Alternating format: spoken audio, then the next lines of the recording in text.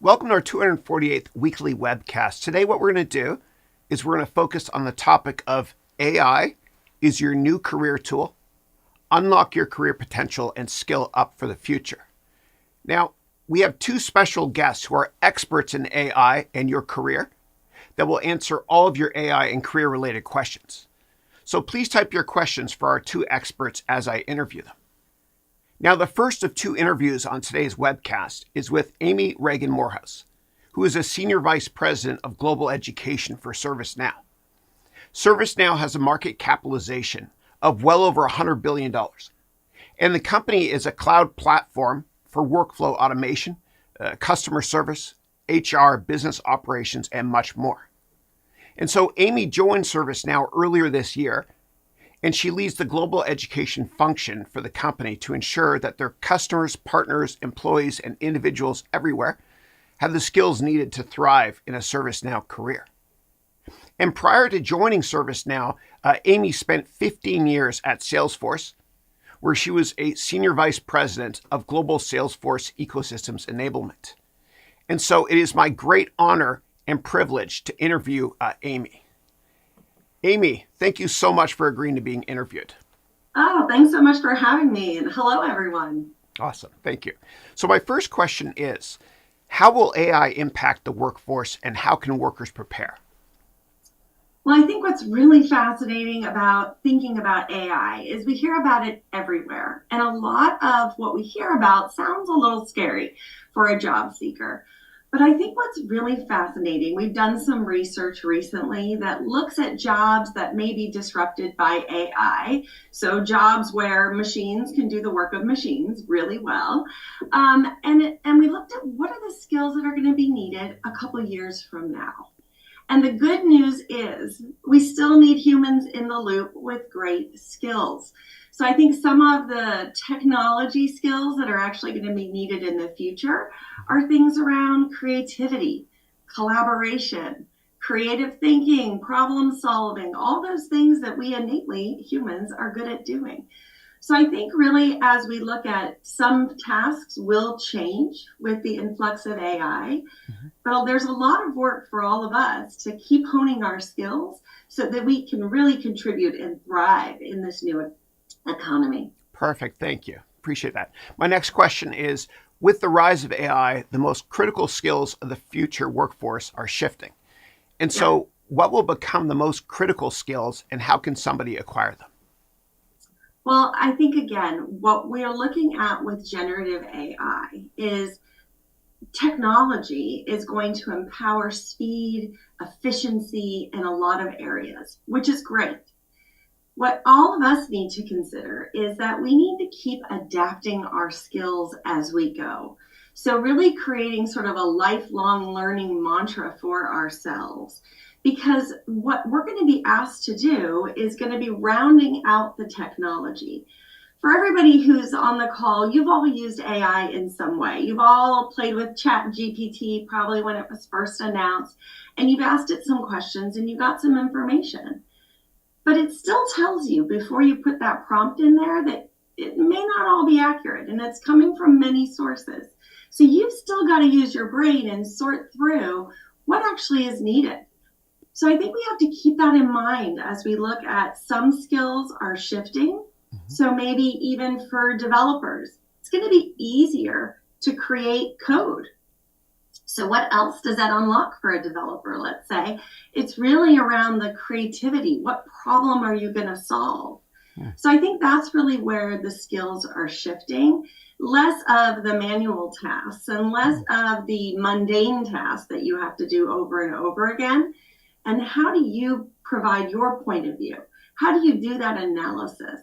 Those are going to be some critical skills as we move forward. Cool. Thank you. And later on during this webcast, we're going to demonstrate with my next speaker, who's Luka Anicin, exactly how to use Copilot to code in Python using AI. Okay. Yeah, great. Yeah, it's awesome. It makes it so much easier. But the problem I find with ChatGPT is quite often it's confidently wrong, or people refer to it as hallucinations. And so we always have to double check all of the data. Yeah. Cool. Next up, you mentioned that you didn't have a traditional path in your career. And so how did you get to where you are now? And what advice would you give to individuals who aren't on a linear path? Yeah, I love this question because you mentioned, I'm at ServiceNow, one of the fastest growing enterprise software companies ever. I'm a senior vice president. Before that, I was at Salesforce. But let's be real. I was lucky enough to get a 4-year education, but my degree was art history, which meant that when I graduated, I was immediately unemployable and worked as a waitress for minimum wage. And at some point, I decided to try to break into corporate America somewhere. And I went to a temp agency and I said, put me in. I'll do pretty much anything. A couple of years moving forward, I was running that temp agency. That's looking awesome. For technology. And the technology provider I found tapped me on the shoulder and said, we could use people like you that can talk to our customers and understand the business. So my path was definitely not linear to get into tech, but I think that example just shows that there's a pathway for everyone into technology and that we all bring our perspective and our background and our experience to bear. And then even within tech, I would say I was never a career builder in technology. I was an opportunity seeker. And I think that's what's key to some of these careers in tech that you hear about. My advice for everyone is jump on board, be that lifelong learner. At ServiceNow, we have a program called Now Learning, which is really a pathway for everyone into understanding the skills that are needed to be successful at ServiceNow. So it's available. We have 600 free courses. So if you want to jump on board, there's a pathway in for you. So I do think that you have to be looking for how you can make an impact, how you can really creatively solve problems. And then in the background, constantly think of skilling and reskilling so that you can have the most in-demand skills that are needed right now. Yeah, that's a great answer. And I think one of the most important skill sets in business is the ability to network. And your CEO, Bill McDermott, is unbelievable at that. And I've known him since he was the CEO of SAP. He's incredible. Just amazing. Yeah. Amazing. Okay, very cool. All right. So, and by the way, if anybody wants to read a great book on sales, there's a great book that Bill McDermott wrote, which you should listen to on Audible, called The Winner's Dream. You'll love it. Okay. Excellent recommendation. Yeah. Next up, how do you see the role of traditional corporate education changing with the rise of AI-driven career tools and resources? Yeah, I think it's really important for companies these days and for people looking to join a company is to really think through what are they providing to their team to make sure they have the skills that are needed for the jobs that they have today and in the future. It's all about helping people future-proof their career. So I think we're going to see a combination of how do you work at this company? The traditional onboarding will still be really important for employers. But then all of these sort of technical or job specific skills need to be woven into the fabric of work so that you really have access to be upskilling and reskilling all the time. You think about things that we're talking about today, AI. Just a few years ago, that was only talked about in the movies, right? Or maybe in the military. But now it's everywhere. So 10 years ago, we might not have thought that that's the career path for us. So I think it's really important for employers to be looking at what are the skills that they need now and where do they want to be in the future? And then us as individuals, we need to be thinking about the same thing. How do we remain curious, stay active in that learning process as we go? Yeah, it's incredible. And as I think about my children and their careers have not been invented yet. So it's always important to upskill. Yeah. And that's why I have my kids learning ServiceNow skills right now. They're 17 and I'm like, hey, this is a great career pathway if you want to go that route. Very cool. Very cool. So how do you think about AI in terms of shaping the future of remote work with global collaboration in career settings? I think all of our work is collaborative. I think when you consider AI in the mix, I think there's a lot more that can be done offline, asynchronously by AI. I also think that finding information is going to become a lot easier for people. So then being able to share information is also a lot easier. And if collaboration is one of the most important skills as we move forward, these are two key things. And what I love about the ServiceNow platform in particular is we kind of break down the silos of information and processes and help people work better. And I think when you have generative AI in the platform like we do at ServiceNow, it makes it so much easier for our customers, employees to work better, faster, and be able to really focus on the connections, like you mentioned earlier, that are going to help those companies be successful. Yeah. What I love about AI is that it can kind of take over all the repetitive tasks so that we can focus more on innovation. Yeah. Yes. Yeah. So how do you think AI can assist in the job application and interview process? Oh, yeah. Well, as I mentioned, I used to be a recruiter, and then I worked in recruiting technology. So this is near and dear to my heart. There's some exciting things out there for job seekers today. There's things like Resume Bot that kind of helps you have a resume that really hits the mark. Something that maybe a good recruiter would have done for you one-on-one back in the day. Now technology can help you with that. There's also things like Interview Buddy. I don't know about you, but you get nervous when you're going to go for an interview, and you need to do a lot of research on the companies and the people you're going to talk to. And having an interview buddy to just help you really get your messages to be concise and clear, I think that's really helpful.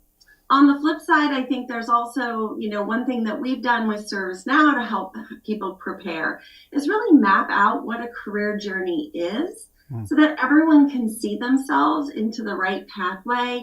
They understand what's needed, what the skills that maybe they have that are valued already in those roles, and then actually puts you on that learning journey. So I think, we're really being more prescriptive with people that helps them get to their goals faster. And I think that's really important. So I love the new tools, but we also need to make sure that, there's people in that mix to help you along the way. Awesome. I love it. And one of the things I love to tell my students to do is to use ChatGPT when preparing for interviews by asking ChatGPT how to turn your biggest weakness into a strength. That's a great one. It's helpful. Just on ChatGPT, I was using it the other day, and it actually told me at the end of the information that this information was valid as of September 2021. Yeah. And I thought to myself, oh, wait a second, Yeah. we're in 2023. Yeah. So now it really made me realize I got to do my own research too. Yeah. So we get part of the way with AI, but then we as humans need to take over. Yeah, very cool. And ChatGPT has a new function which lets you browse with Bing, which means that the information is 100% current. It's kind of a beta feature. Yeah. But Luka Anicin, who's coming on the call later, is going to demo that as well as DALL-E 3. Excellent. Yeah. Okay. It's just in beta though. Next up, what AI tools or platforms would you recommend to somebody just starting their career journey? I think, again, if you look at like LinkedIn, if you're starting your career journey and you want to update your profile, LinkedIn itself has a lot of great resources and tools. But I think it's really important that you look for both, not just generally what's available, but what are you truly interested in? Yeah. So I would start there. Sometimes people want to jump into how do I find a job in tech or whatever it might be. What are you curious about? Where do you want to add value? And then start your search. Because when you're looking for a job or trying to build a career, it goes both ways. You've got to be interested just as much as someone needs to be interested in you. So I always like to remind people of that first. I think really looking for things that show you a pathway are very important. Something that uses information that it knows about you and then walks you through a series of recommendations so that you can check at every turn. And that's why things like career journeys are super important. And I think more and more, those would be the types of tools I'd recommend. Very cool. Thank you. A couple more questions, and then we'll take questions from the audience for Amy. How do you differentiate between AI-driven career advice and human mentorship, and what do you value more and why? Well, again, I think it's that idea of technology has a lot to do with filtering out some of the noise. So things that you don't understand or whatever it might be, you can ask questions that will give you very clear answers. I think sometimes when you think about a career, you've got questions. You're maybe feeling a little vulnerable. You're embarking on things that you don't actually know yet. And there's a huge value in speaking with a real live person, maybe someone who knows you well, someone who will challenge your questions and say, why are you asking that? Or I've never seen you be interested in that. Or maybe your history tells me that's not what you enjoyed most. So I think having strong mentorship and seeking it out sometimes is really important, because again, it's not just about, does it fit into this box or that box? It's, how does it motivate you? Where do you get joy from in your work? And people that know you will actually be able to provide you some better references or better guidance. So I think it's nice to have the efficiency of AI and tools like that are kind of providing some clarity, but then you got a gut check with someone who really knows you. Yeah, that's a great answer. Thank you. Next up, how do you stay updated with the latest advancements in AI and its applications in career development? Well, I think what's fascinating is there's so much that's available with AI. So you actually can do a lot of research on industries and whatnot, and what are the use cases for AI, whether it's in your personal life or a business or a particular industry. I also just want to clearly state that not everyone is clear what generative AI really is. And that's okay. We all need to be AI smart in this world. And in fact, that's one of the things that our team launched recently, was a course that was just introduction to generative AI, because everybody needs to have a common vocabulary. And then that will unlock some ideas of what use cases are. So I would definitely recommend that free course on Now Learning. And I think it's really important that everybody is looking for what's the latest and greatest. So you've got a lot of great resources that you've put out on generative AI. You've got a great speaker coming today. So I think it's really just be hungry for that type of information and seek it out. Very cool. Thank you. And then how can individuals leverage education and training to break into a new career or industry when they don't really have much experience? So this is something that is just words that I just can't wait to talk about. Rise Up with ServiceNow is actually our global talent movement. So this is where we've committed to skill up 1 million people on ServiceNow skills. So skilling up 1 million people is a big task. But what we've done is we've really created pathways for everyone into a job in technology. And so it's not just targeting technical professionals or professionals at all. We're really saying, if you want to learn some skills that are needed in the market today, come this way. And so we have these career journeys that I mentioned to really help people get started and understand what's needed. We also provide mentorship in this program so that people can ask questions and get that leg up. We even have a portal that shows talent that's gone through this skilling program, so our customers can actually hire from this pool of great talent.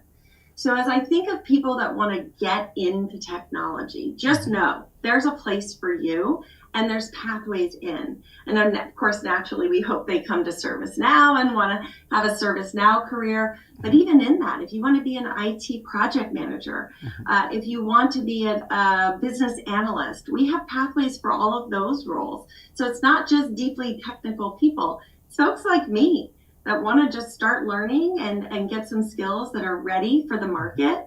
So I think that's really what's important, is the skills that are needed in the future don't exist today. The jobs of the future don't exist today. So let's get skilling and know that skilling is a lifelong journey for us, because that will help them eventually unlock the jobs that lead to more experience. I love it. And is there a website that viewers can go to learn about Rise Up? Yes, servicenow.com/rise up. Thanks for letting me share it. Of course. So servicenow.com/rise up. Gotcha. Okay, cool. Awesome. Let's open it up now to questions for Amy from the audience. Okay, let me go through the questions here. Hold on 1 second. Okay, so Eric from Europe wrote, thank you, Amy and Chris. Thank you, Amy. for taking time to help us on AI and learning. How would you like us to think about the impact on learning and development professionals?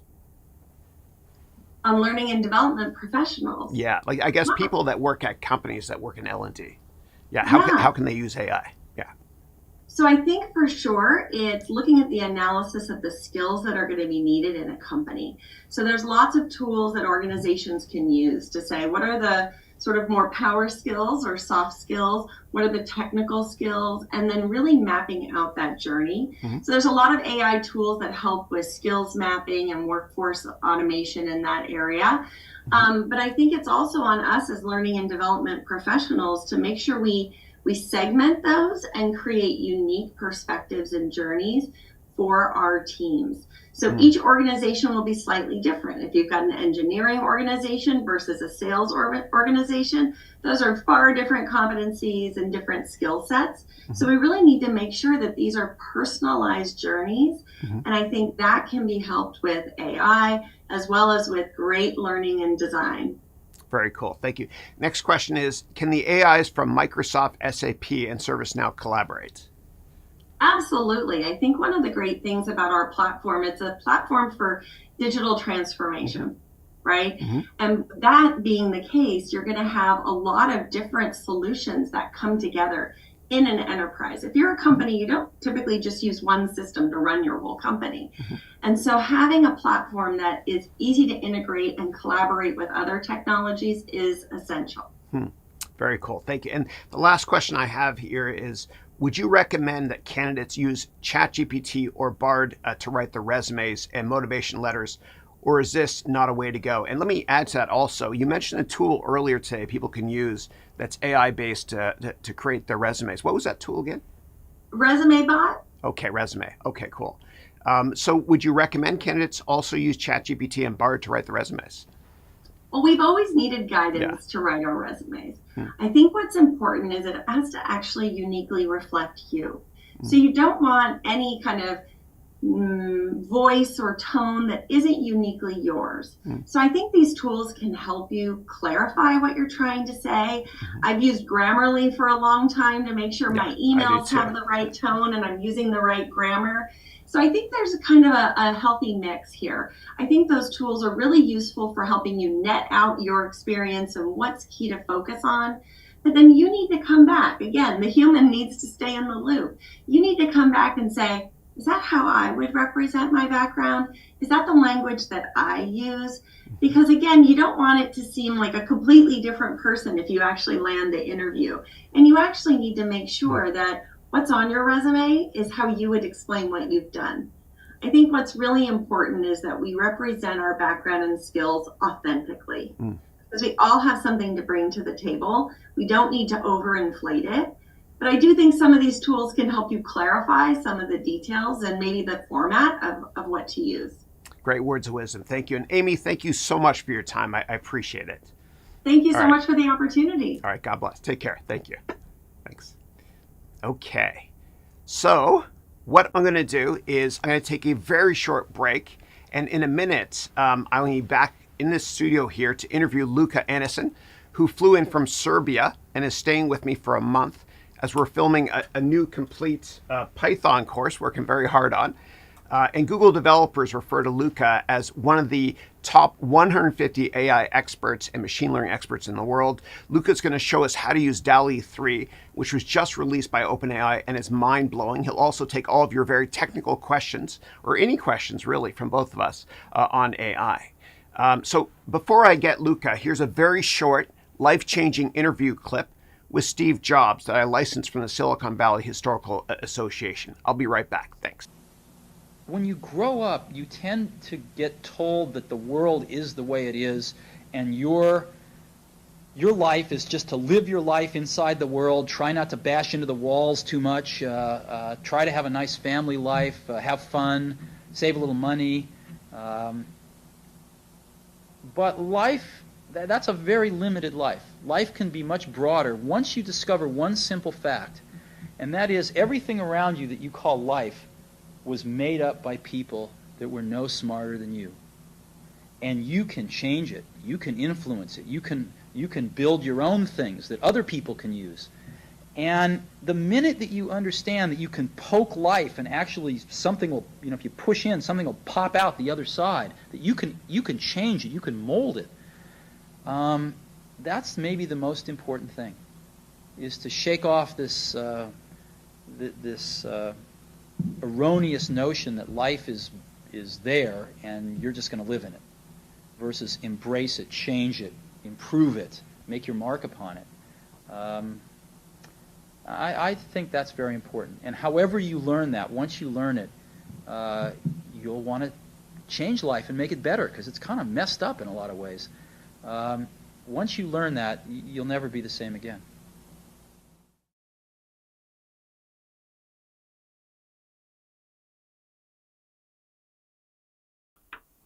Luka, thank you so much for joining us today. Now, Luka flew in from Serbia, as I mentioned.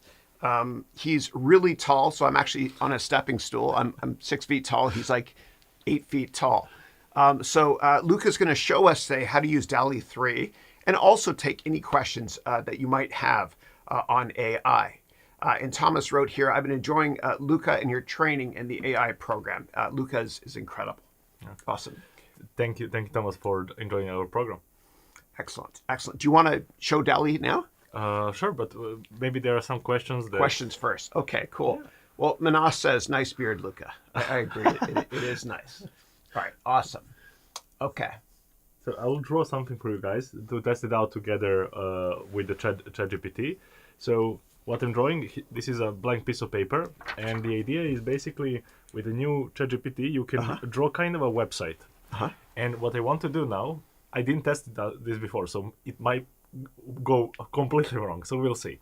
So when you draw something, you can upload that piece of paper to ChatGPT, and I'll show you how in a second. And ChatGPT can generate code out of what I draw. Wow. For a full website, yeah. Very cool. So let's test it out. Yeah, for sure. Yeah, well, maybe some questions. Yeah, okay, I'll take questions while you prepare this piece of paper. Awesome, I can't wait to see it. Thank you. All right, let me go right to the top here. All right, so first up, I've got, hi, Chris. Would you be able to share, number one, what is the most advanced public AI company apart from NVIDIA? And number two, when is the time to invest in bonds and their price changes? Yeah, so when it comes to publicly traded AI companies, there really aren't that many. I guess you could say that one of the pure plays is Palantir, but it's a services-based business model as well. And I invested in Palantir when I worked in venture capital. It's now a publicly traded company. And Palantir uses AI software to solve the world's biggest problems. In fact, the US government would not have found Osama bin Laden without using Palantir software. So that's one you can check out. Aside from that, there's not many large cap pure plays that are publicly traded. Of course, you can look at Microsoft with Bing Chat, which is licensed through ChatGPT, as well as Google Bard. Yeah. And I'm sure that AMD also is going to be a formidable competitor in the long run to NVIDIA in the chip sector. In terms of your questions on bonds, so when interest rates go up, bond prices go down. And the reason is because bonds are sold at a discount. And if you want, go to last week's webcast, week number 247, because in the first 20 minutes of last week's webcast, I did an entire teach-in session on bonds and interest rates. Okay, great. And then next up, Ray wrote, how do you not leave traces in the browser if you have a side hustle at work? So I can answer that. Oh, sure. Yeah, absolutely. And I use Express VPN here as well. So one version is like the simplest version is to go and use private browsing. So you can in any browser open. I think in Safari it's not supported. So go with Opera, then Chrome. So there is a private browsing which does not save any history. So that's the simplest version. But the problem with that is because you're using their Wi-Fi, so the traffic can be seen. The other, what Chris just told you, is VPN. So if you can connect the VPN to your computer in the job, sometimes you can't. So that's the issue. So if you can go with a VPN and private browsing, so those two can be amazing. But the third option, which is the most secure, is use Tor browser.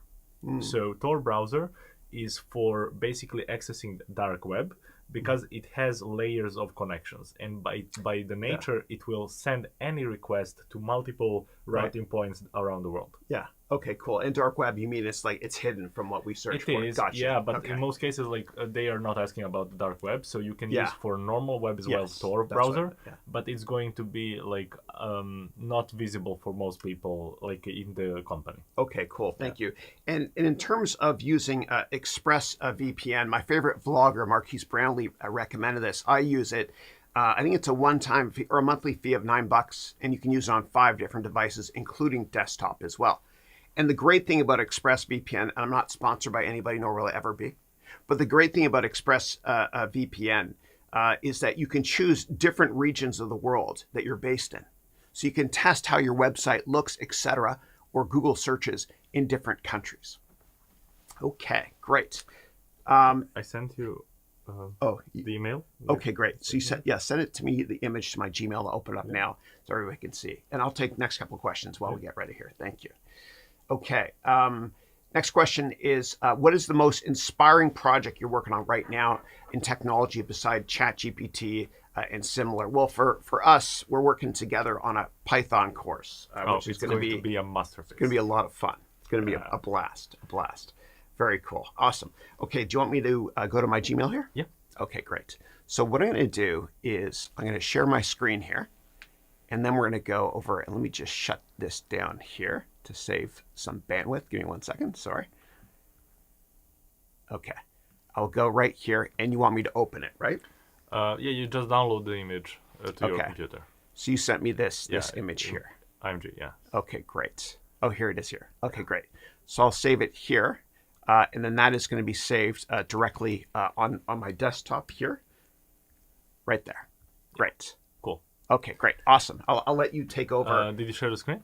I did, yeah. Okay. So you're in the bottom right-hand corner. Yeah. Cool. And you can center yourself over here. Okay, yeah. Cool. So the new ChatGPT, there were some questions about like, did the ChatGPT or new ChatGPT includes these features? Yes. So when you are subscribed to ChatGPT Plus, all the features that we are going to mention today will be accessible to you.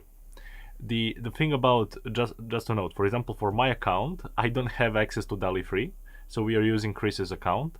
Sometimes they will roll out those new features like by week, so not everybody will have the access to these features every single week. So yeah, just know that. Okay, cool. So the first thing to note, under the ChatGPT 4, you have a couple of options to select. Default, which we are going to use in a second. Then you have browser with Bing, which we can test after that, which is basically an option to include new data from the web today.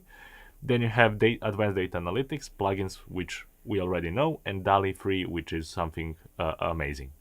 Okay, when you go to default, it's just normal ChatGPT, but next to the chat box you have this small icon, attach images. When you click on that, it will prompt you to this is image? That's one, yeah. Yeah, okay, cool. So just to show you, this is a piece of paper that I'll be uploading now into ChatGPT.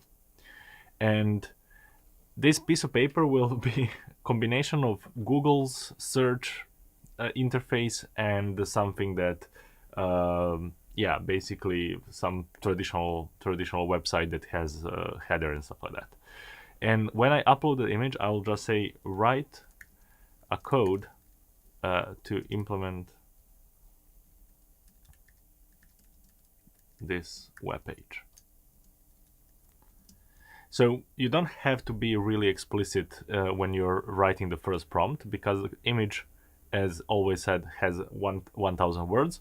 So it will extract all the relevant information from this image. And yeah, something wrong. Let's try again. So if you have that something wrong message, that is due to the capacity of their servers. Sometimes it will not be able to answer immediately, so you will need to wait or generate a new chat or something like that. So we'll do that in a second. This is generally due to their side, so we don't have the control over that. Yeah. So you drew on a piece of paper. Yes. It looks like Google's homepage. It looks Google's homepage, Okay. and then combination of those, Okay. like some header. Okay, if you want, you can keep hitting regenerate, and I can take other questions. Let's try again, because like Sure. this is due to their it's beta software. Yeah. In using HTML and CSS. And the great thing about DALL-E 3 is it's just as good as Midjourney. Oh, and much Stable better. Diffusion, and Much easier to better. use, right? Yes. Yeah. So I think that we are going to test DALL-E 3 in a second. They are rolling out DALL-E 3 like from this week. So we got DALL-E 3 actually yesterday. Yeah. So you and I basically. But okay, so unable to upload the image. So their software is screwing us over. Okay, here it is.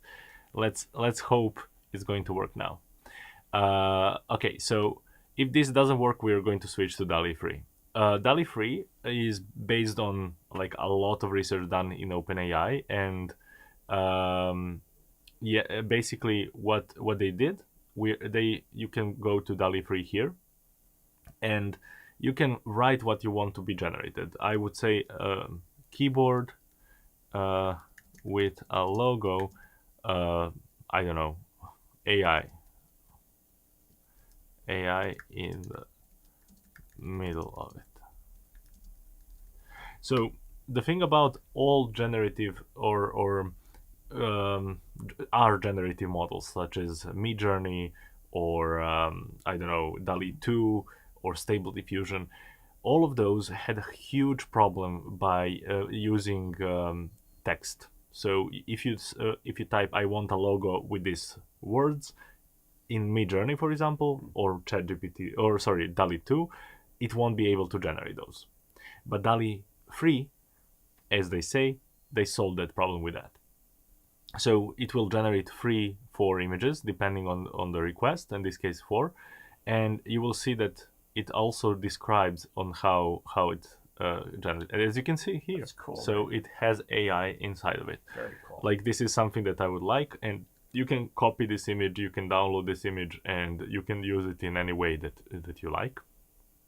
And the problem with that, the thing about that, you can like free copyright. So that's something that they tried to implement in the new version of DALL-E 3. And previously, you will see that this version of DALL-E doesn't have that small corner logo which DALL-E 2 had. Like, when you generated images previously with DALL-E 2, it would basically generate a small, like a ribbon here that you can't get rid of. Well, you could crop that part of the image, but generally it will be there. Yeah. Very cool. And I found that Midjourney and Stable Diffusion are really complicated compared to this. Yes, and one thing that DALL-E 3 did, just that. So with just a couple of words, like I want, let's say, panda sitting, Kung Fu Panda. Let's try that. Kung Fu. Fu Panda sitting on top of Audi R8 car. Let's see. I don't know. We'll see. It's a combination of 2 words. Okay. So yeah, as you can see, it's really simple. And before, I don't know if they're going to change that in the future, but for DALL-E 2, you had to buy credits. So 1 credit would be basically one editing 1 image, or basically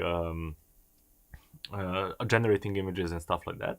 But in DALL-E 3 world, for now, if you have the paid version of ChatGPT, it's going to be included. So that's something that is amazing, because right now we can use that model and basically that. Okay. Oh my God, this is cool. That's wild. Oh, it used the real car too. Yeah, that's amazing. That's why. Because I tried in Stable Diffusion and Midjourney, and I couldn't get the actual product. Yes. Oh my God, that's incredible. Yeah, so I like this one. Wow. And this one is, oh my God, this one is amazing. And that's actually like from the movie, Yeah, right? yeah. Oh, wow. This is cool. That is awesome. Yeah. Cool. So that's DALL-E 3. Another thing that I wanted to show you, well, let's circle back to the uploaded image. But basically, you have the advanced data analytics.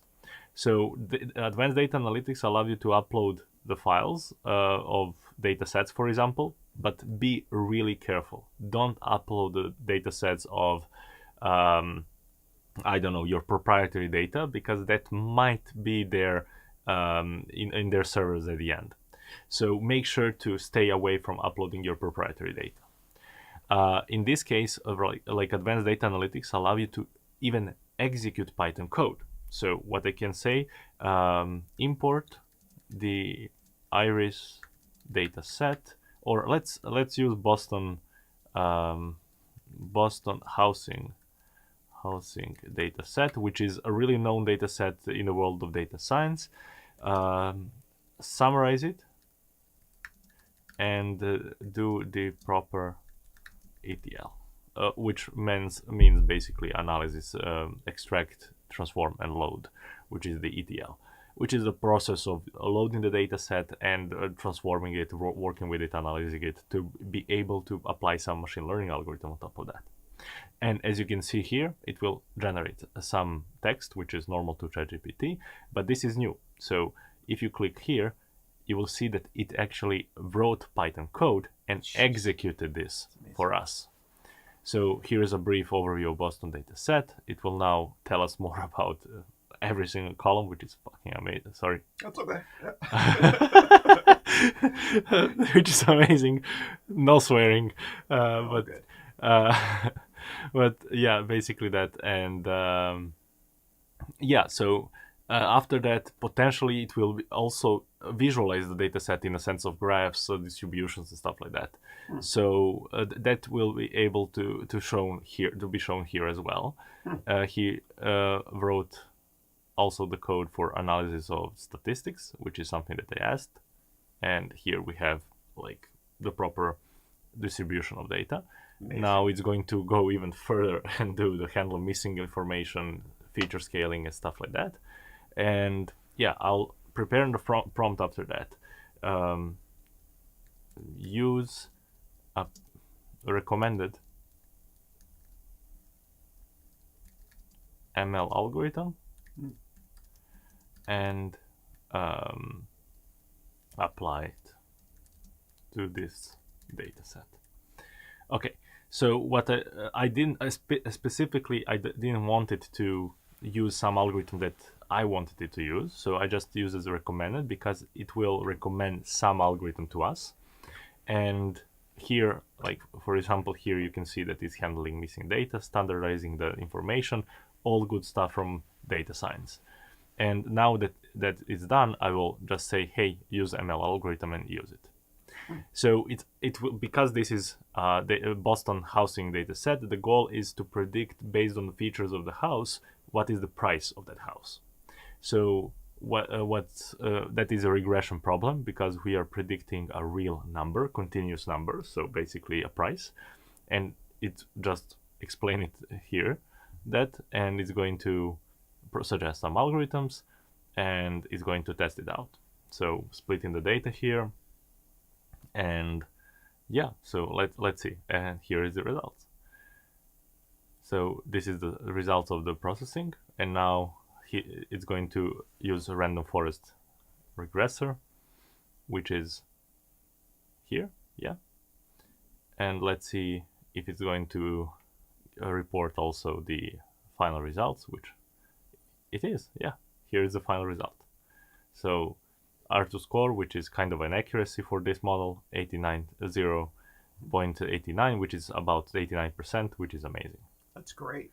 Can you show an example of how to do coding using AI? Like Python or Copilot or. So you need to have that installed on your computer. Oh, it's on the other computer up top. Okay, gotcha. Okay, no. But like Copilot is an assistant built by GitHub, so you can install that as a plugin to your Visual Code by Microsoft as an editor, and basically, so with that you can go and it will suggest how to continue your code. So write test functions, write full functions sometimes, write even code for machine learning algorithms. So yeah, let's try again. I really want to show you this feature of uploading the image. Let's hope it's going to work now. Okay, so I'm going to upload this and not write anything. I'm just going to upload this image to it. And this was the graphical user yeah. that you drew. Okay. Yeah, I think it's not about the image itself. It's more about their servers. So Okay. as you can see, it's not even loading right now. Okay. Okay. Yeah. Yeah, this happens quite often. Oh, Okay. yeah. Do you want to give an example of how to use and what are plugins and use TopHap to show real estate listings? Oh yeah. Let's give it a try another time. Sure. And Yeah, no problem. yeah, let's move on. Sure. Okay, so for plugins, you have like a whole set of plugins that are there, and TopHap is kind of a Zillow, a plugin which allows you to I don't know, give me 10 listings that are under market value from Chicago. Chicago. Yeah. Like this? I see. Yeah. See. Like this? Yeah. Perfect. Okay, cool. Yeah. Cool. So yeah, so the idea of the plugins is basically to when you're using ChatGPT, it's trained on top of some data, and that data is used from different sources like books, Reddit, blogs, searches, websites, and stuff like that, and curated data sets. And all of that data is up to 2021, so 2 years ago. And I would say that that's cool, but that it is a bit limiting in the sense of what ChatGPT by itself can do. So on top of that, you can apply, for example, plugins which connect some application. Let's say in this case it's TopHap, but you have Zillow or had Zillow, then you have Kayak, for flights, you have many different plugins, like I think more than 1,000 plugins to this day. So every single plugin connects their servers, like their data, into like ChatGPT, so you can ask about their data through ChatGPT, which I just did. So when I sent this request right here, the ChatGPT connected in the background this request to their server data, and then the server data is shown to us. And as you can see here, I can go to the specific link and it will be shown here. It's sold, unfortunately, but that's basically what we can get. Yes. Very cool. Now, ChatGPT will only let you look at data as of January 2022. Can you show an example of browse with Bing so you can get real-time data? Thanks. So another thing that ChatGPT 4 unlocked for us is to connect Bing directly to ChatGPT. And with this, you can go and, for example, give me, like financial. It's okay. It'll correct. Don't worry. Yeah. I do it all the time. Financial info for CrowdStrike company. And their projections. So ideally this information is available because it's a publicly traded company.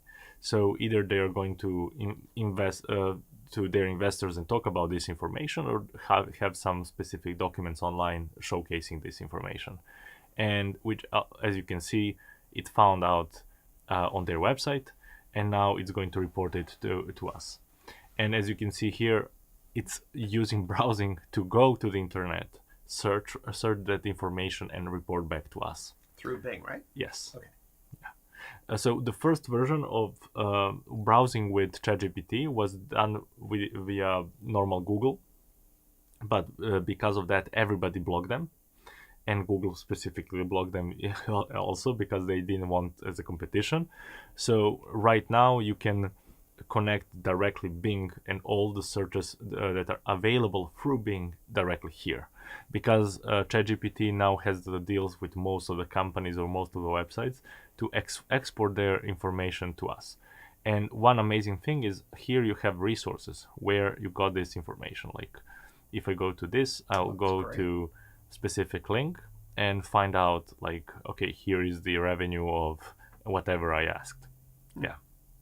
and it's going to report back to us, and here are the projections and stuff like that. So what I can do on top of this is that's cool. Now it into a table that is more readable in Markdown format.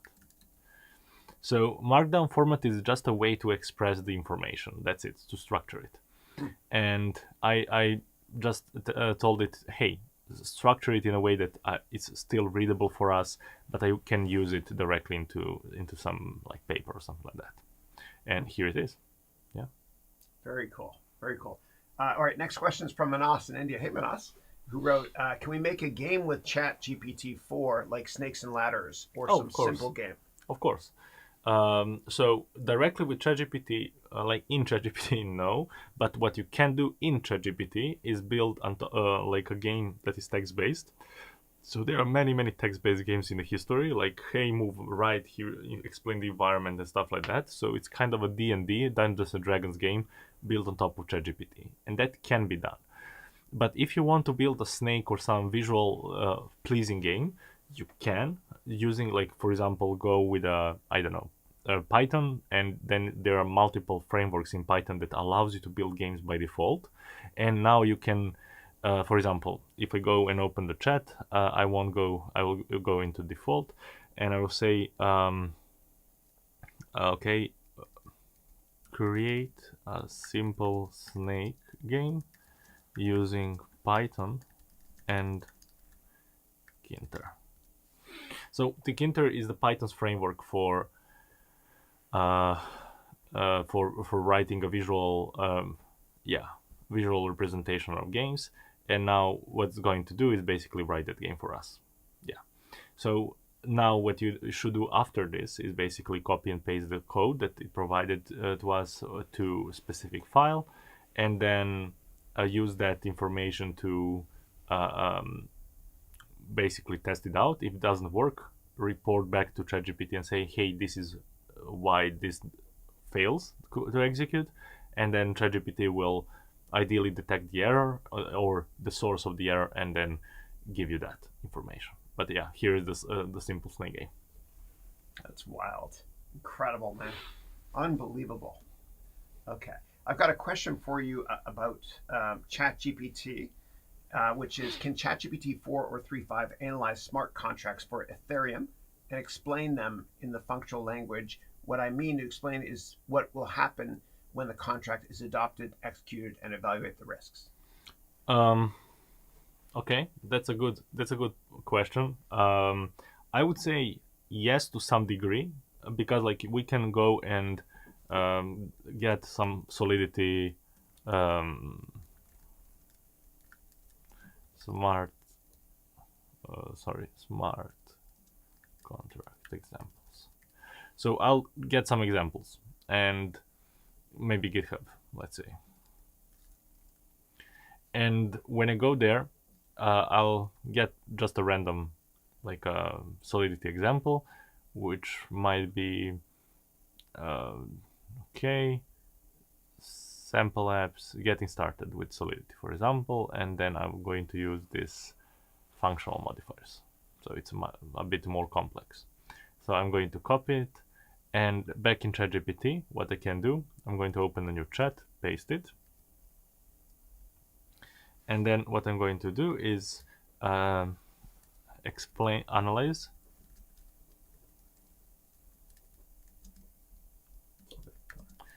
Yeah, it report back on security issues and suggest, I don't know.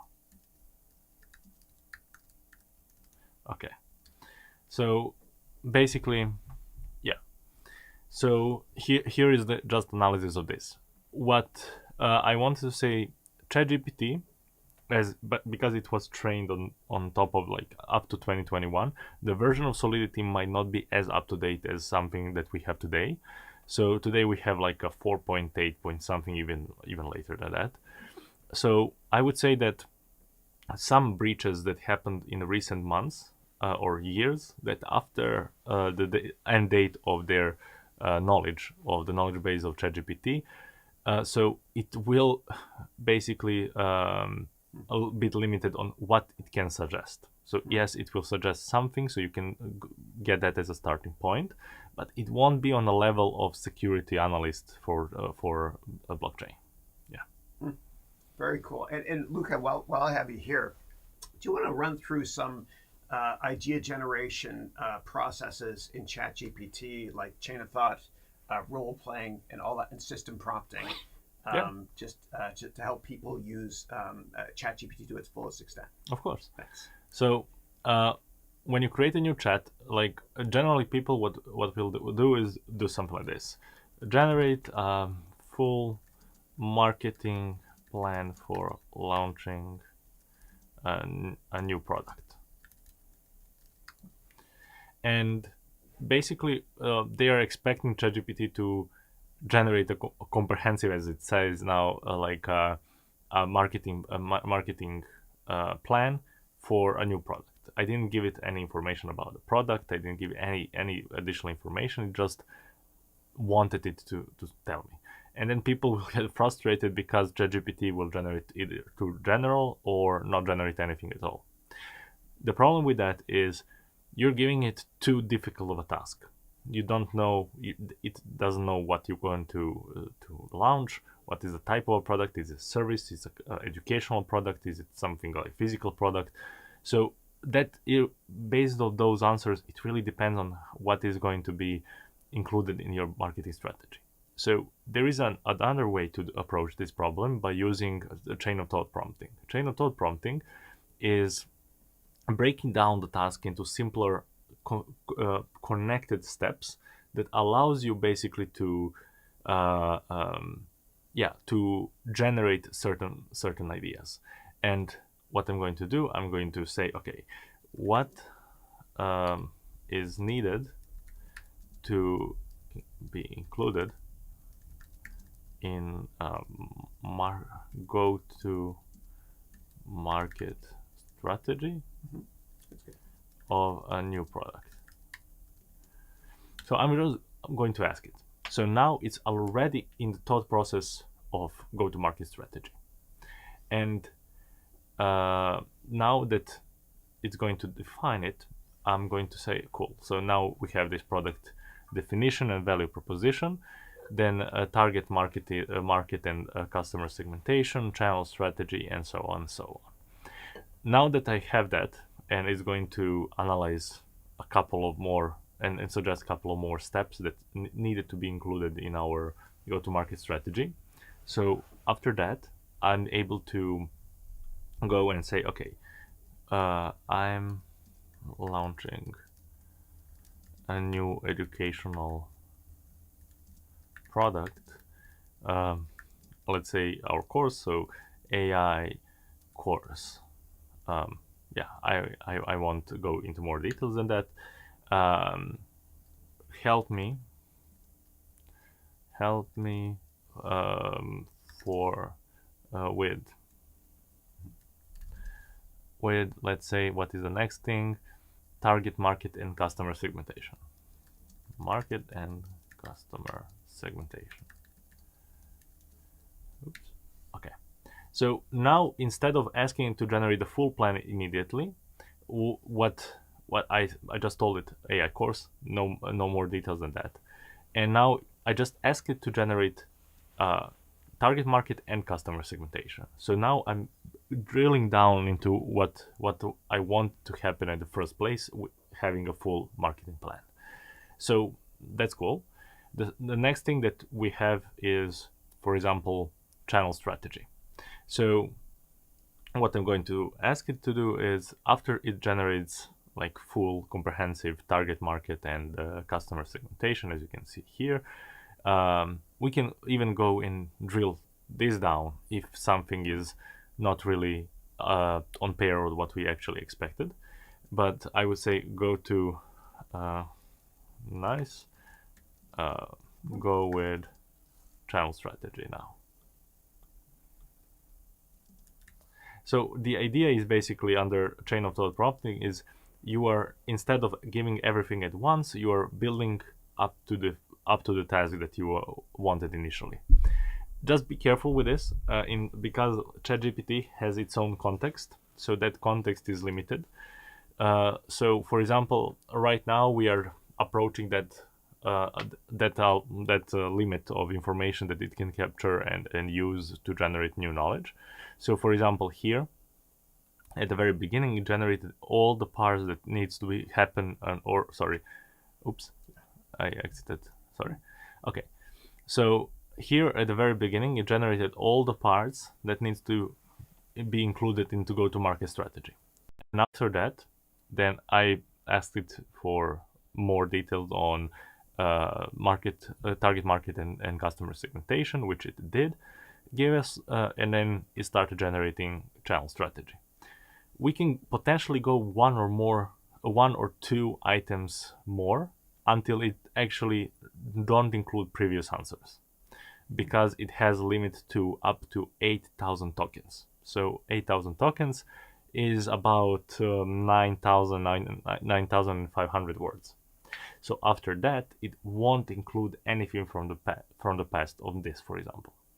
So to prevent that, you can restart it by using that basic copy and paste strategy. So I would copy this and provide it down, and before asking for the next point, I would say, hey, this is what's needed to happen as a full go-to-market strategy. Based on this, generate this next. Very cool. Yeah, if it forgets, you can just copy and paste and bring it to the loop. Can I try something? Of course. Okay, let's say make a 10-page presentation with 3 bullet points per slide. And then what you can do is just copy and paste this directly, I guess, in the keynotes or directly into PowerPoint. There you go. That's great. So it summarizes everything nicely there for you. Yeah. Very cool. Oh, yeah, you can do that. It's much better. Nice. Oh, I love it. Great. Very cool. Okay, great. And let me go back to full screen mode here and see if there's more questions for Luka. And thank you so much for doing this. I appreciate it. Okay, next question is chat prone to getting and passing malware viruses, or does it scan the source? Can you repeat the question? Yeah. Can you get a virus from using ChatGPT? No. It's kind of a sandbox. Right. Yeah. So as any website, there is so just be careful on the link, because there are so many phishing websites, especially like now when AI can generate basically anything.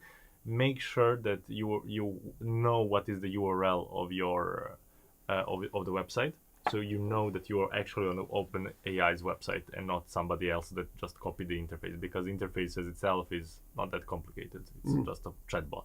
Okay. So cool. Make sure that, but after that, no need. Yeah. Okay. Very cool. Awesome. All right, dude. Well, thank you so much, man. I appreciate it.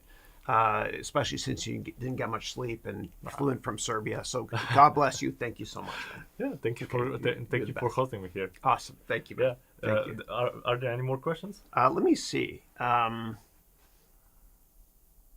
They're just general questions. Like, I don't see the Zillow plugin. I saw it in your course I bought. Did they remove it? Yeah. Yes. So Zillow's removed. That's why we use Top App instead. And what Luke and I are doing is, yesterday we started recording a massive new section and update to that course as well, which will include DALL-E 3 and much more, and AWS stuff and Google Compute stuff and all that stuff. Yeah, a new whole section will be for cloud providers. Yeah. So because there are a lot of people that are relying on Google's GCP, Google Cloud Provider, or AWS, which is Amazon Web Services. Right. And basically, so there is a Amazon Bedrock, which was released 2 weeks ago maybe, and GCP has a Vertex AI, and we covered all of the applications for Vertex AI and Amazon Bedrock. Perfect. Excellent. Well, dude, thank you so much, man. I appreciate everything. Yeah. There is Anna from, I think, Serbia or from Balkans. Oh. Anna. Is that okay? The second to last. Oh, she wrote. Thank you. Great. That's thank you in Serbian. Awesome. All right. God bless you, man. Thank you so much. Yeah, thank appreciate everything. You're the best. Okay, very cool. All right, so let me go to answer all questions here. It's such a treat having Luka here in the office. I always learn so much. Thanks, brother. Appreciate it. All right, so let me go through questions from the top here. Okay. Question is, what return on investment do you search for when you buy real estate? Yeah. So there's a couple of things to think about with real estate. Number one is capital appreciation, as well as if it's a rental property, how much you can make from it. What I want to introduce to you all is the rule of 72. Now, the rule of 72 will tell you how many years it will take your money to double. So the way you use it is you take 72 divided by the interest rate. So if you have a 7.2% interest rate, then 72 divided by 7.2 means 10 years to double. If it's 14, then 72 divided by 14 means about 5 years or 5.1 years for your money to double. So you can think about it in terms of that as well. So you look at capital appreciation for the property you bought. You also look at it from a rental income perspective. And what I'm going to be doing soon is I'm going to be bringing one of the best real estate experts in the world named Tom Karadza from Canada. He runs Rockstar Real Estate onto this webcast in a couple of weeks to explain a teaching on real estate for all of you. The third most important part of buying real estate is the inherent savings you're going to get from not paying rent. And in some countries like the United States, you can write off 100% of the interest on your mortgage as well. Okay. And if you have further questions about that with respect to real estate or anything else, please let me know. Okay. Next question is, what is the T-bill and chill strategy? Yeah. So basically that means is you're seeing that a lot in the media these days because rates have gone up. And so the 1-year T-bill has got a rate of over 5%. So people are saying, look, just buy T-bills and chill. Just be long-term focused. Yeah. And then you wrote, what do you say at an exit interview when you're mad at your boss? Yeah. So I'd be careful with this in general, because before you get another job, somebody might call your boss as a reference. Yeah. So I would just always be professional and provide honest and candid feedback. Say what you liked about the company and the team. And then you said in terms of best practices, next steps to optimize the team, I recommend this. Yeah. And as Warren Buffett said, it takes 30 years to build up your reputation and 30 seconds to ruin it. Yeah. Always be careful because that's your reference. Okay. All right. Next up, Anirban wrote, why do people say MBA grads are always revolving around one framework to the other? Yeah, I think what you're referring to is MBA graduates chasing the latest and greatest shiny toy or trend. And so, right now, MBA graduates are all going after AI. A couple of years ago, they were going after NFT-related jobs. Before that was cryptocurrency jobs, et cetera. And Mark Andreessen, who's one of the best venture capitalists in the world, he runs Andreessen Horowitz, once said, whatever trend MBA students are chasing, go in the opposite direction. Yeah. Okay. Next up, Motivation Station wrote, is saying too much, thank you, make a pitch or any conversation boring or lose? Yeah. So when you're presenting, I always recommend using frameworks, okay? If you're not sure how to answer a question. So when you're presenting, if somebody asks you a question that's hard to answer, you can use the SWOT analysis framework, strengths, weaknesses, opportunities, and threats. And it shows that you've got a good process for answering questions, etc. In terms of a presentation, I always recommend making it more exciting and engaging by using quotes from famous people, as well as props. People always remember props. Okay, and if that did not answer your question properly, let me know, please. All right, next up, Rahul wrote, with the rise of cryptocurrencies and blockchain technology, how will it impact traditional financial systems or financial institutions who consider to stay competitive in this changing environment? Yeah, so when I think about blockchain, I think of it as just being another platform. And the best investments you can make are usually in platforms, because if you own the road, you can charge the cars. And so one of my favorite cryptocurrency platforms has always been Ethereum, because they own the road, so to speak, in terms of ICOs, meaning new coin offerings like an IPO, as well as for NFTs and much, much more. And the quintessential blockchain platform, I think longer term, is going to be Ethereum. Now, one of the issues with cryptocurrencies is that it's not regulated by the SEC or by governments. They're regulated by the laws of math and physics, so to speak. Now, I think eventually the SEC is going to regulate cryptocurrencies, kind of like they regulate IPOs. And so before I invested in the Facebook IPO back in 2012, I was able to read this IPO prospectus document called an S1 from Facebook. And you can always go to sec.gov for this. And so I still believe that most cryptocurrencies are an absolute scam and that we do need some regulation. And in terms of risk management, if you're going to invest in cryptocurrency or cryptocurrency related companies, please don't make it more than 5% of your liquid net worth. And please don't put more than 0.5% of your liquid net worth in any one crypto related company. Yeah. Okay.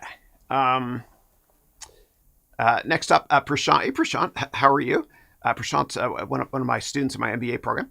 He wrote, hope you're doing well, likewise. I've been thinking about how rapidly things are changing in our business landscape. As someone in their early 40s and an entrepreneur, I'm keen to adapt and learn. What data science skills do you think will be most valuable at this stage in my career? Any recommendations or advice would be greatly appreciated. Yeah. So I would learn Python.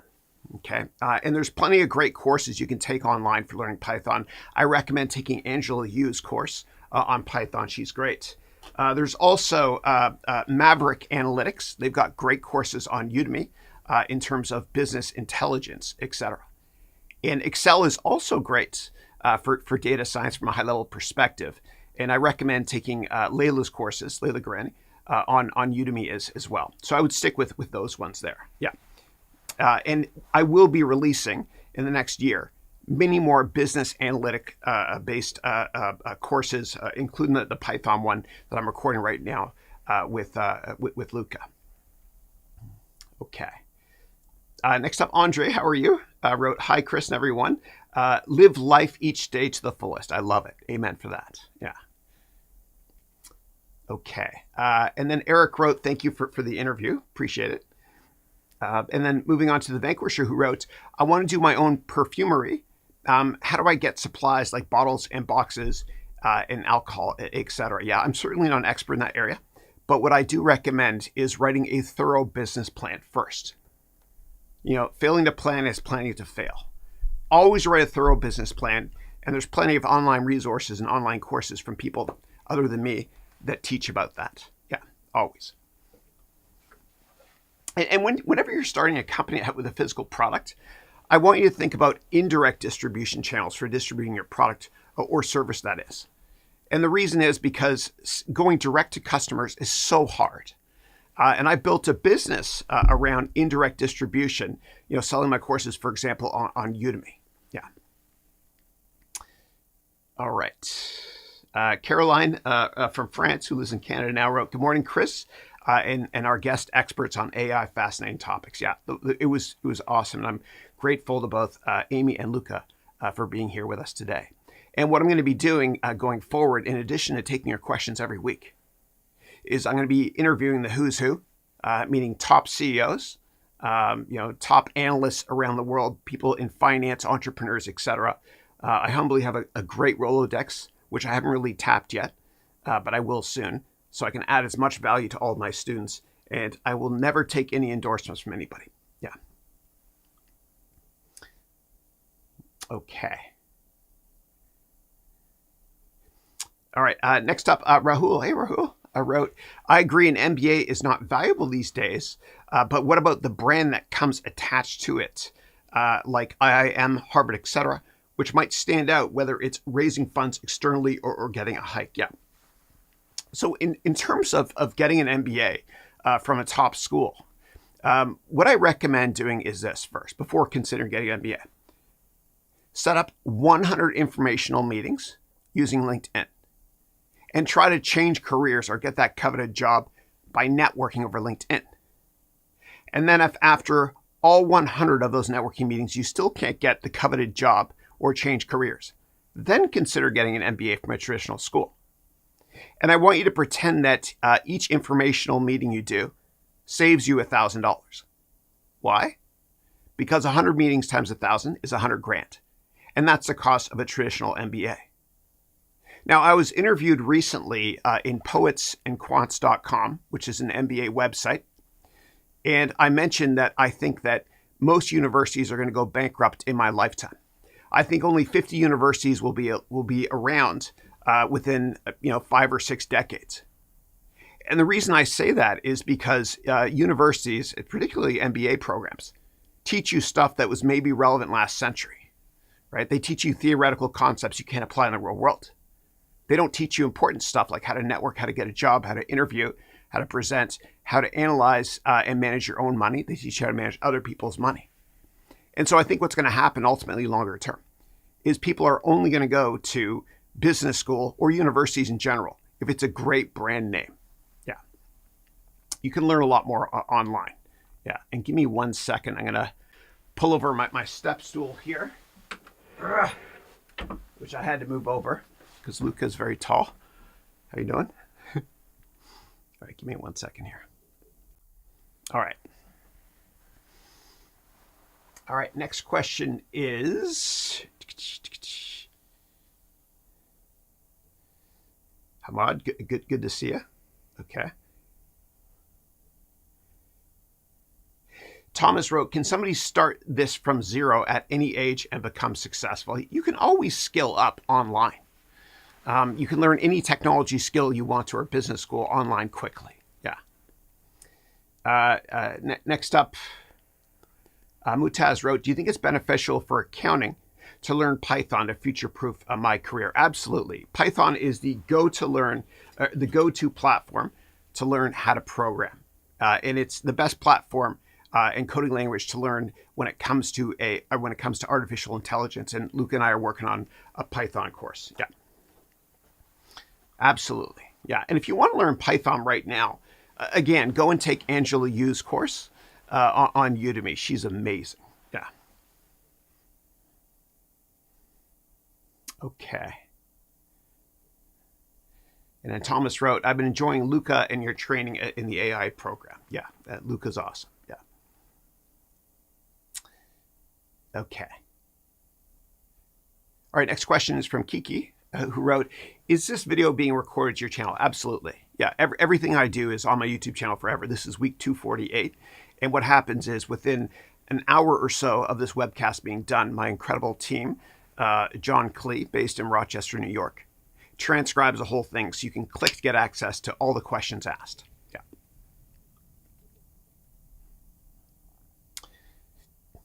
Okay. And then Thomas wrote, I enjoyed last week's webcast about interest rates and bonds. Thank you so much. Yeah.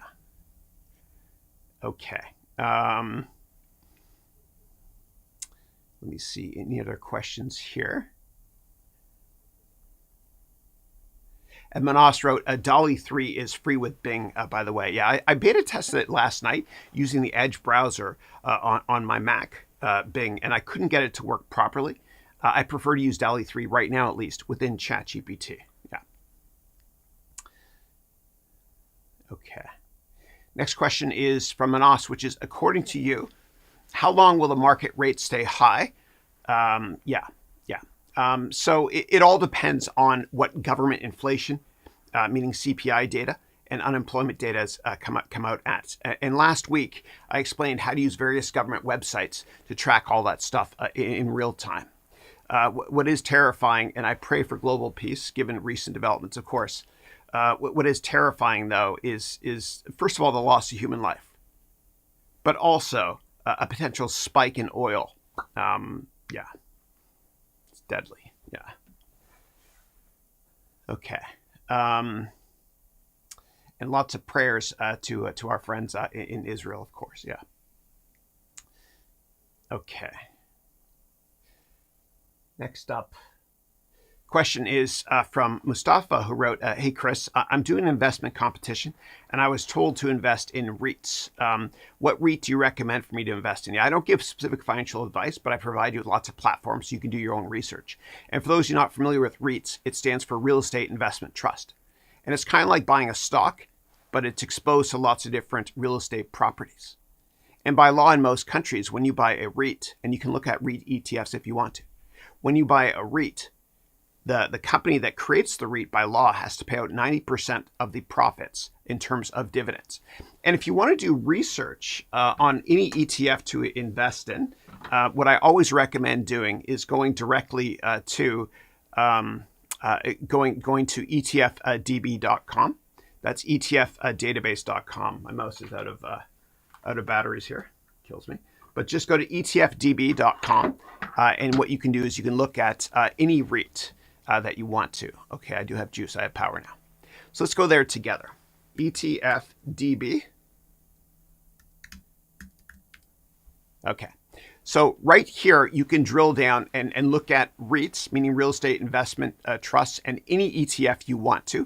There's every type of REIT and ETF listed directly on this website. You can even look at blockchain REITs, Qs, which is the tech stocks within the NASDAQ, etc.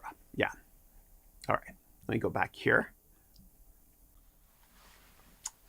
All right. Okay, Eric from Florida, Eric Hademan, how are you, man? From Sarasota, wrote, how do you get AI to convert Excel to Python? I don't know if you can really do that because Python is really not as much of a GUI-based product, meaning graphical user interface.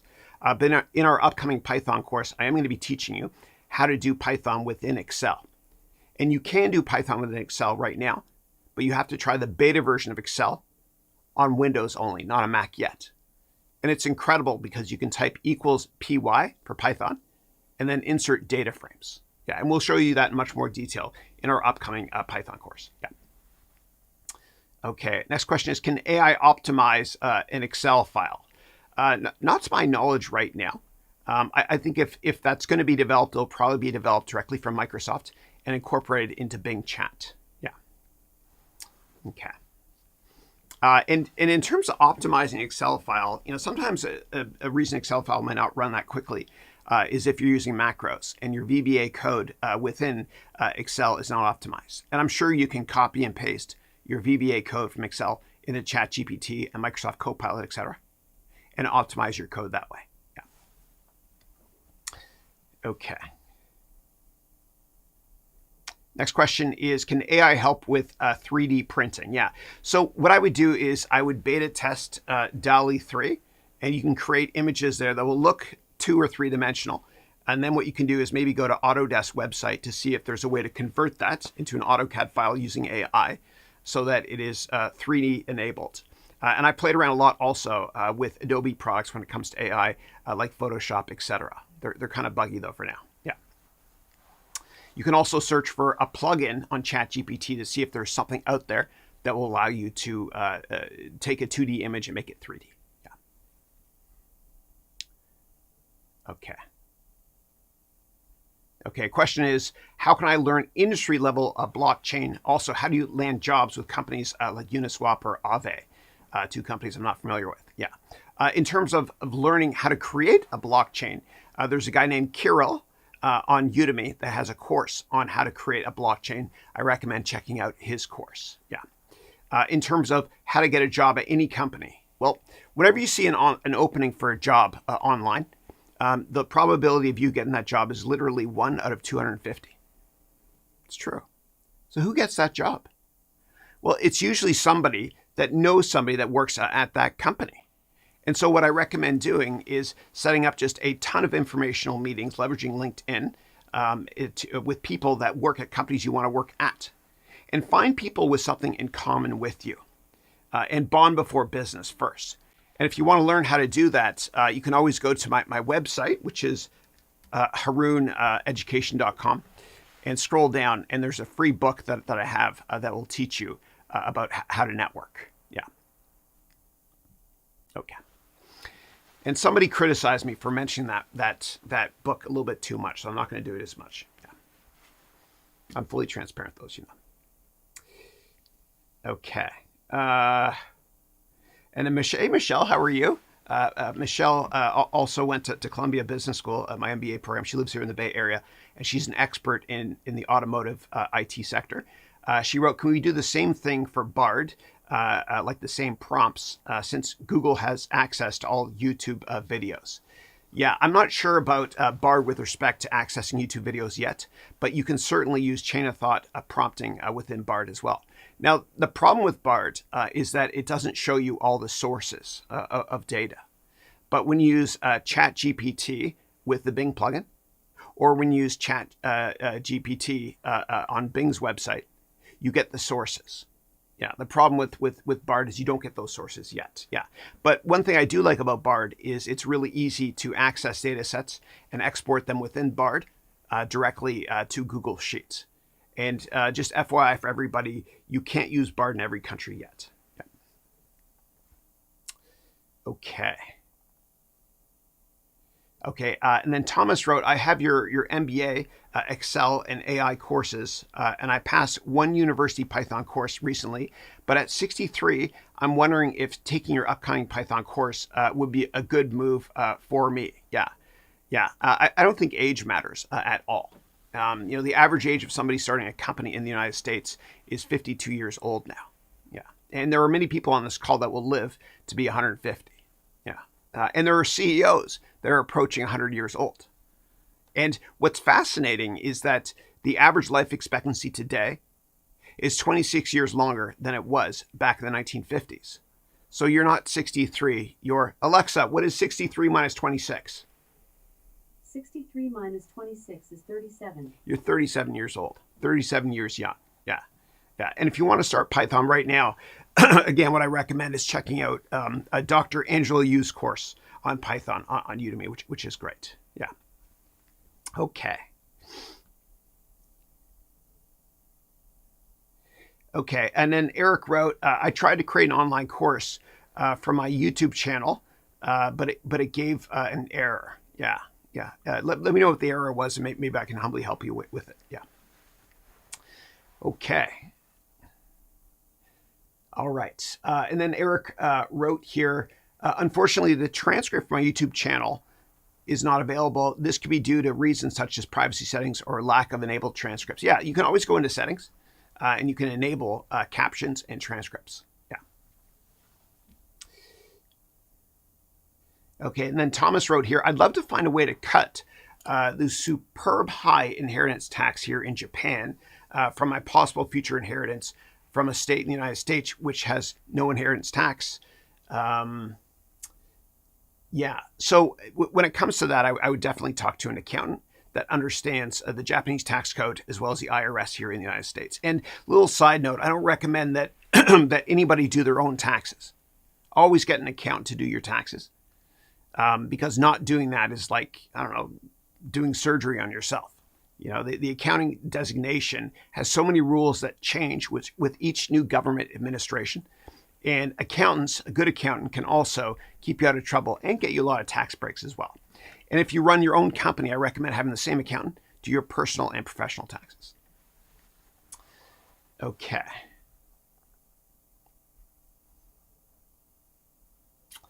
Okay. Next up, Manas wrote, concerned about Binance, etc. Yeah, I get a lot of questions about this. So Binance, the largest crypto exchange in the world, there are issues out there, and you can read all the media reports I see as well regarding accounting issues. And there's 13 SEC lawsuits right now against Binance. So what I recommend doing is do not leave your money on Binance or any online exchange, okay, or any online hot wallet. Always put your cryptocurrencies in a cold storage wallet, such as the Trezor or the Ledger Nano. Yeah.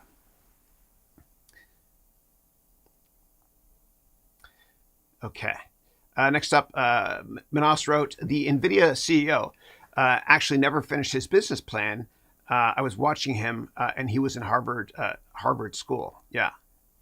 Well, it's interesting because a lot of universities and professors and whatnot are a little bit more theoretical and less practical in nature. For example, Fred Smith, who founded FedEx, he was at University of Chicago.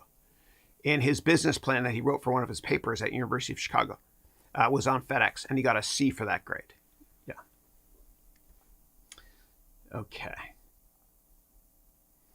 All right, Manas wrote, I launched some more AI courses and ChatGPT AI tools on Udemy.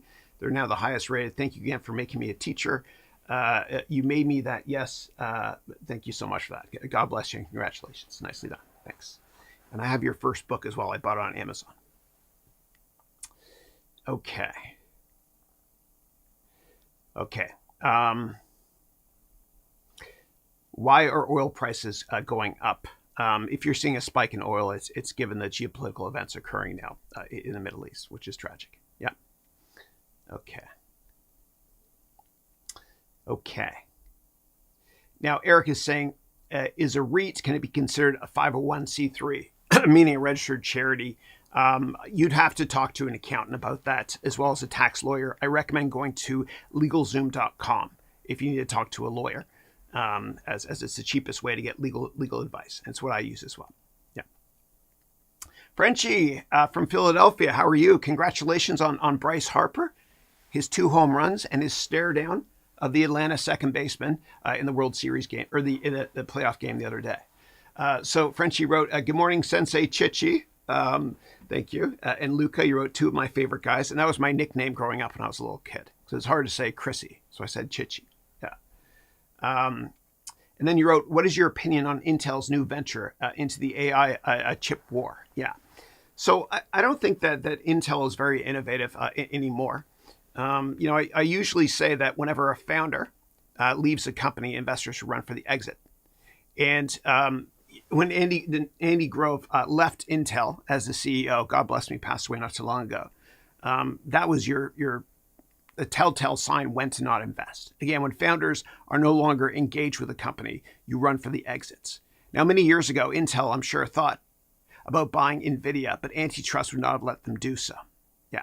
So I think if Intel is going to be successful in AI longer term, it's probably going to be because of acquisitions. Instead of build, they'll buy. Yeah. Okay. All right. Give me 1 second, guys, here. All right. Thomas wrote, thank you so much. I checked out on Andrea Yu's course yesterday after seeing you mention it before. Yeah, she's great. She's the best. Yeah. Okay.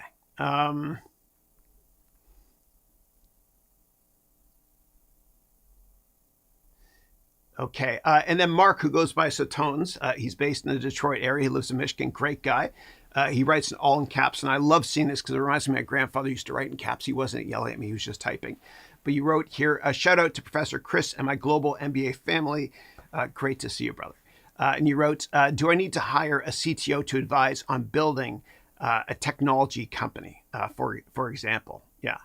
I don't think you need to really do that. But if you're less technical, then you might need a WAS to complete your skill set gap. And what I mean by that is Steve Jobs. He was a, God bless him, he was a great salesperson and motivational speaker, manager, etc. But he wasn't that technical. And so to complete the yin yang of what Apple was or is, he had to partner with Steve Wozniak. So maybe you can find somebody with more technical skills. You don't need to bring them on full time initially. In fact, what you can do is you can go to Upwork.com and find somebody there and maybe pay them to create an MVP of your tech infrastructure, MVP standing for minimum viable product. And Mark has a business plan that he talked about a couple of years ago to me, which was mining minerals from asteroids.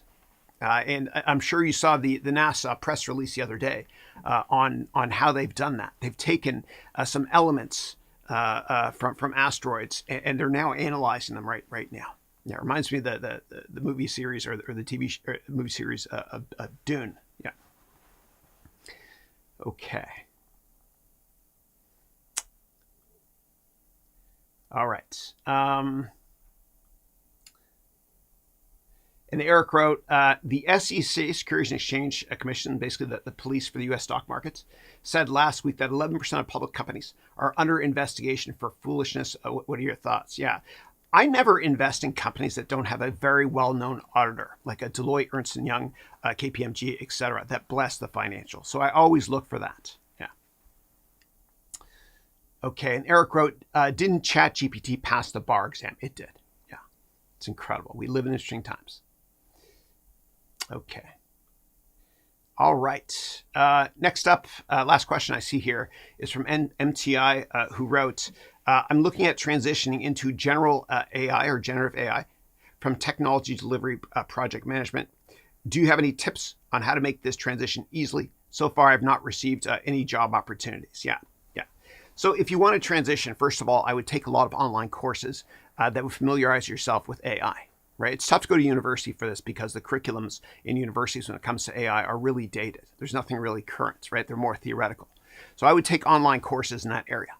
And then, as I mentioned earlier, don't just send in your resume, because every time you see a job opening online, you have a 1 out of 250 chance of getting that job. So whenever you see an opening online at a company you want to work at, set up a ton of informational meetings. Yeah. And I can talk about that in more detail if you guys want me to. Okay. And then Thomas wrote, Japan has done asteroid extraction twice as well. It will be a big market one day. That's for sure. Yeah. Okay. And the reason I like investing in natural resources is because there's a scarcity. There's a limit on supply. Kind of like real estate. My grandfather, God bless him, used to say to me, Chrissy, buy land, they're not making it anymore. Yeah. And that goes for any investment class. It's all about the supply. All right. Next up, Frenchie from Pennsylvania wrote, my son started a local 2-year degree in psychology or biology, but is not sure of his major. He is listening right now. What advice would you give him? Yeah, I love it. And Frenchie, send me an email to support@harounventures.com, and I'll set up a very long Zoom call one-on-one with you and your son to talk about this in more detail. But what I would say is this, and this is a generic answer to everybody on this call. Think about if I tell you you have to stay home for 30 days and you can't travel, you can't go to school, you can't work. What are you going to do with your time? Whatever it is, that is your passion and your purpose and your raison d'être, no matter what anybody says. And that should be your career as well. And I know from previous conversations, Frenchie, with you, that you have, I think, an Xbox that your son has kind of taken from you.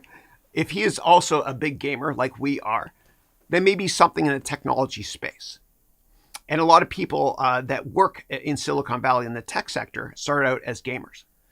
And my mentor, Carson Levitt, really good guy, he hired me at 2 hedge funds I worked at, including Citadel and Pequot. He grew up with Mark Benioff here in the Bay Area. And he told me that he remembers Mark as always having his own businesses on the side as a kid. And Mark Benioff started Salesforce.com, but he was an avid gamer as well. Yeah. If you love gaming, then perhaps a technology career is right for you. And we'll talk about it during our Zoom call as well, buddy. Yeah. Okay. All right. All right. Next up, Mohammed wrote, I'm a new student. I love your course. Thank you. I appreciate that. God bless you. And then Thomas wrote, if you're starting from zero, which Udemy course would you like first? Yeah, it depends what you want to learn. If you want to learn about web development or how to create an app for iOS or Python, just take Angela Yu's courses. They're great. She's amazing. Her courses are long. They're thorough. She's funny as well. And I met her in Berlin several years ago as well. She's great. She's the real deal. Yeah. So I'd start with her. Yeah. If you want to take business-related courses on Udemy, there's Diego Davila has great business and marketing courses. I would also recommend taking courses from 365 on Udemy. They're great as well. Yeah. Okay. And then MTI wrote, thank you, Chris. I did a course on generative AI from MIT. Very cool. And what you can do actually, there are a couple plugins you can use on ChatGPT that will create curriculums for you from the top universities. And all you have to do is use chain of thought processing, which is something that Luka showed earlier today. Explain a little bit about who you are and what you want to learn.